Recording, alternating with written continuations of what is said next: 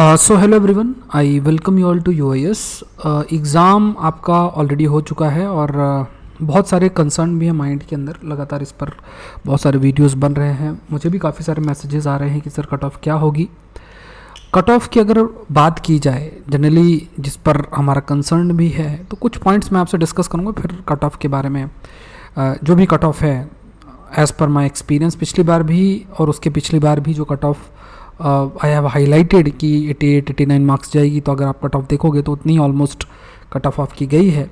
लेकिन यहाँ पे इस वीडियो बनाने का पर्पज़ ये भी है कि बहुत सारे बच्चे जो ये पॉसिबिलिटी कि वो जो उनका स्कोर है वो थोड़ा कम आ रहा है, आप इस चीज़ को अपने मन पर बना के रखो कि जो भी आंसर कीज़ हैं उन आंसर कीज़ में अराउंड 4 to 5 क्वेश्चंस ऐसे हैं जिसमें वेरिएशन आएगा। 4 to 5 क्वेश्चंस बहुत बहुत ज़्यादा नंबर होते हैं। आप देख लो 10 मार्क्स प्लस इनके नेगेटिव भी जोड़ लो तो 12-13 नंबर का जो चेंज है वो आ सकता है। तो ये थोड़ा सा आपको ध्यान में रखना है। तो इसलिए लगातार अपनी जो पढ़ाई है मेंस के लिए वो लगातार आपको करते रहना चाहिए।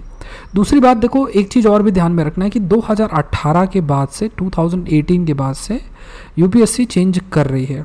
जो प्रपोर्शन है क्वेश्चंस के, जो नॉन ट्रेडिशनल एरियाज़ हैं जैसे साइंस एंड टेक्नोलॉजी है, एनवायरनमेंट है एग्रीकल्चर है, इंटरनेशनल रिलेशन है, जनरल साइंस है, इनमें क्वेश्चंस हैं। इसमें एनवायरनमेंट में आप ज्योग्राफिकल एस्पेक्ट भी है, ज्योग्राफी में जो मैपिंग है वो कंटेम्प्रेरी एस्पेक्ट के बेसिस पर प्रश्न जो है वो पूछने लगे। तो इन एरियाज़ के क्वेश्चंस का जो प्रपोर्शन है वो बढ़ता जा रहा है। 2018 के बाद से अगर आप देखोगे तो कट ऑफ कम होती चली जा रही है। तो एक तो देखो इन एरिया के क्वेश्चंस का प्रपोर्शन बढ़ रहा है।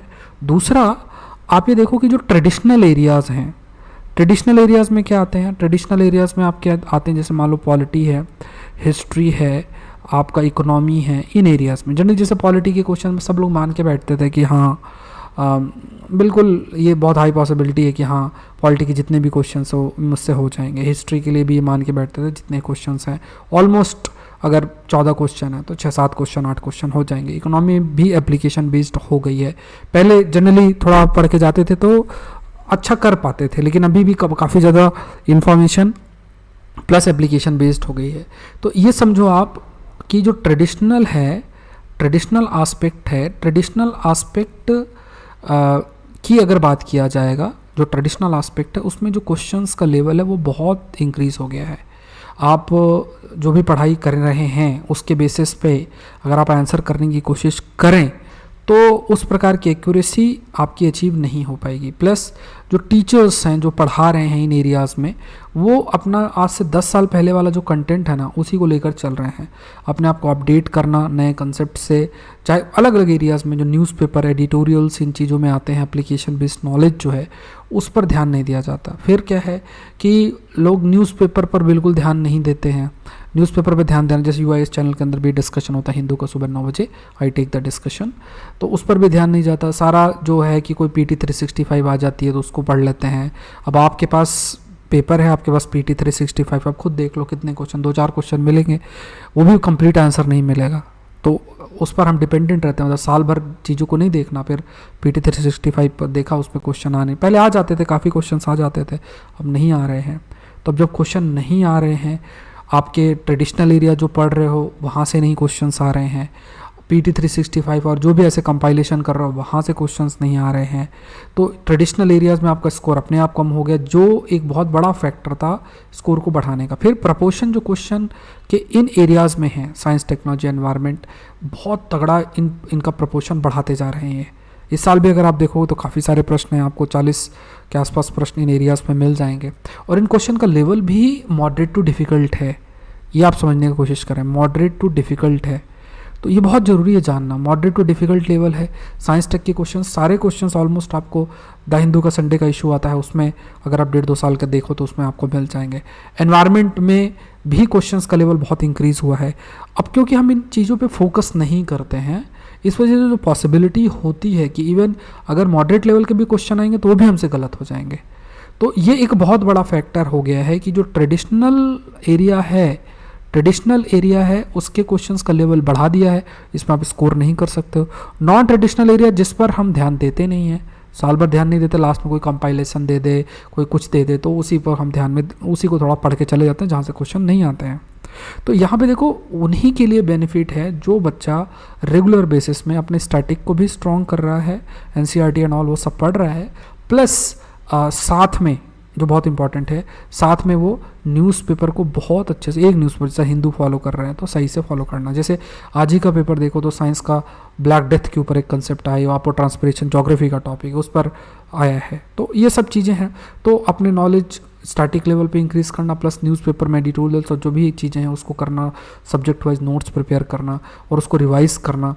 तो जिसने ये चीज़ की है तो उसका जो एप्टीट्यूड है इन एरियाज़, इन सब्जेक्ट से रिलेटेड वो इंक्रीज़ होगा। पॉलिटी लेवल, पॉलिटी इकोनॉमी के जो डायनेमिज्म है उनको अपने नॉलेज को अप्लाई करेगा। जैसे मान लो इंटरनेशनलाइजेशन ऑफ रुपीज़, कई कंसेप्ट्स आते रहते हैं, रुपीज़ का डिप्रिसिएशन हो रहा है तो क्या डेवलपमेंट हो रहा है, micro small medium enterprises zone में क्या चेंजेस हो रहे हैं, तो ये चीज़ें पेपर में आती रहती हैं। तो अपने स्टैटिक और कंटेम्प्रेरी एस्पेक्ट को जो साथ लेकर चल रहा है उसके लिए चीज़ें थोड़ी सी आसान हो जाती हैं। फिर यहाँ पे PIQs जिसने किया है और सारी कुछ चीज़ें हैं तो उनके लिए चीज़ें आसान हो जाती हैं। तो यहाँ पे इन बातों को आपको ध्यान में रखना चाहिए। और इवन आप 24 की अगर तैयारी कर रहे हो तो आपको बस ये बहुत बहुत ज़्यादा ज़रूरी है, ये बहुत ज़्यादा आपका ज़रूरी बन जाता है कि हम मतलब जो भी कर रहे हैं प्रिपरेशन, तो ये बहुत ज़्यादा ज़रूरी हो जाता है कि आप जो स्टैटिक पार्ट आप कर रहे हो NCERT और जो किताबें वो तो करो ही, अपने प्रिपरेशन में न्यूज़पेपर को बहुत अच्छे से इंक्लूड करो। आपके दिन की शुरुआत इसी से होनी चाहिए। जैसे सुबह 9 बजे I take the session, 9 AM को आई टेक द सेशन, आप उसको करो, कुछ दिन में आपको समझ में आएगा। अब बात आती है कि कट ऑफ क्या जाएगी। अब अगर आप कई वीडियोस देखो ना तो लोगों ने जो कट ऑफ बता रखी है, कोई 85+ बता रहा है, कोई 80 बता रहा है इस टाइप से। पिछली बार कट ऑफ आपकी 88.22 ऐसा कुछ कट ऑफ आपकी गई थी, उससे पहले भी 88 के आसपास गई थी। और इस बार अगर आप पेपर का लेवल देखो तो पिछली बार का पेपर और इस बार का पेपर, चाहे CSAT लो, और दोनों में मतलब बहुत अंतर है। टफ़ आप कंसिडर कर सकते हो, पेपर का लेवल टफ़ है। इजी क्वेश्चन आपको मतलब 1-2 भी बड़ी मुश्किल से मिलेंगे जिसको आप कह सको कि हाँ बहुत ही ईजी है, मैं कर लूँ। ज़्यादा से ज़्यादा 3-4 आपको मिल जाएंगे। तो 3-4 से लेके आपको अगर 30-35 तक जाना है, क्वेश्चंस को एक्यूरेट नेगेटिव मार्किंग हटा के इतने क्वेश्चन तक पहुंचना है, तो अच्छी लेवल की पढ़ाई चाहिए, उसके बिना नहीं हो सकता है। तो यहाँ पे आपको समझना है कि जो कट ऑफ मिनिमम मार्क्स है, वो मिनिमम मार्क्स जनरली अगर बहुत अच्छा आप लेकर जाओ तो जनरली ये 75 के आसपास, 75 के थोड़ा सा आप ले लो, ये 76-77 हो सकता है ज़्यादा से ज़्यादा इतना जा सकती है। 76 है, 77 है, मतलब 75 और 80 के बीच में इसके कट ऑफ रहने की बहुत पॉसिबिलिटी है। अगर सपोज़ करो CSAT अगर इजी आ जाता तो यही कट ऑफ आपका 80-81 तक जा सकता था, लेकिन क्योंकि CSAT भी बहुत बहुत ज़्यादा टफ आया है, इस वजह से ये कट ऑफ इस रेंज पर आपकी रहेगी। अब इसका क्या मतलब है, किसी के 70 आ रहे हैं, किसी के 68 आ रहे हैं, तो क्या उनको क्या करना चाहिए। तो आप लोग को भी थोड़ा सा ये ध्यान में रखना है कि कंटिन्यूस बेसिस पे अपनी तैयारी करते रहो। कई बार ऐसे होता है कि आपने जिन क्वेश्चन को गलत मान रखा है वो क्वेश्चन आपका सही निकल जाए, फिर क्या करोगे। तो और आपका जो कट ऑफ है उतने में ही नंबर पहुँच जाए तो क्या करोगे। तो तैयारी अपना करते रहना चाहिए, ये बहुत ज़रूरी है। तो अगर आप ये 75-80 के बीच में रेंज में हैं तो बिल्कुल से तैयारी करें। इवन आप 75 से भी कम हैं तभी आपको रेगुलर बेसिस में प्रिपरेशन करते रहना चाहिए।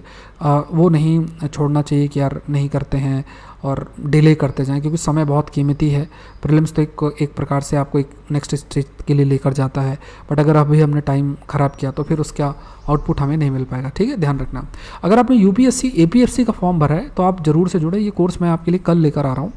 कल पहली क्लास है, इसकी टोटल 8 क्लासेस हैं और एक क्लास 3 घंटे की थी। ये सब्जेक्ट्स इसको मैं आपको कवर कराऊंगा। करंट अफेयर्स बहुत इंपॉर्टेंट है, 13-14 प्रश्न इसमें रहेंगे। UPSC कंडक्ट करा रहा, जुलाई 2 को पेपर भी है। तो ये आप लोग क्लिक करना और कोड पूछेगा तो SPLIV कोड डाल के ज्वाइन कर लेना। ये प्राइस और रिड्यूस हो जाएगा। मेरे द्वारा ही कोर्स है, अनअकैडमी के अंदर कोर्स है। डिस्क्रिप्शन बॉक्स में लिंक दिया है, उस लिंक को यूज़ करो और अपना ज्वाइन करो। तो ये बहुत इंपॉर्टेंट है। इसके अलावा बहुत अच्छा ऑफर अनअकैडमी के अंदर चल रहा है। 12 मंथ्स प्लस 4 मंथ आपको फ्री है, 18 मंथ्स प्लस 6 मंथ फ्री है। तो इसमें क्या आप सारे एजुकेटर के सारे कोर्सेस एक्सेस कर सकते हैं। इसमें लाइव क्लासेस होती हैं, टेस्ट सीरीज ऑप्शनल सब कुछ इंक्लूडेड है। नीचे डिस्क्रिप्शन बॉक्स में लिंक है, उस लिंक क्लिक करो, अनअकैडमी की वेबसाइट में जाओ, कोड यूज़ करना यही SPLIV, तो आप मेरे कोर्सेज भी कर सकते हो। साथ में आप ऑप्शनल भी है तो प्लस का सब्सक्रिप्शन आपको लेना है, प्लस में या फिर आइकॉनिक में आपको टीचर अलॉट होते हैं, तो प्लस या आइकॉनिक ले सकते हो। तो इसमें जब आप जुड़ते हो तो आप सारे जुपिटर के सारे कोर्सेस एक्सेस कर सकते हो। तो इसमें अभी जैसे क्वालिटी इंप्रूवमेंट प्रोग्राम भी आएगा, बहुत सारी चीज़ें हैं तो वो भी आप लोग एक्सेस कर सकते हो। बहुत अच्छी अपॉर्चुनिटी है आपके लिए, जरूर से जुड़ें अनअकैडमी से। So thank you everyone. UIS channel को जरूर से सब्सक्राइब करें, सेशन को जरूर से लाइक करें। Thank you.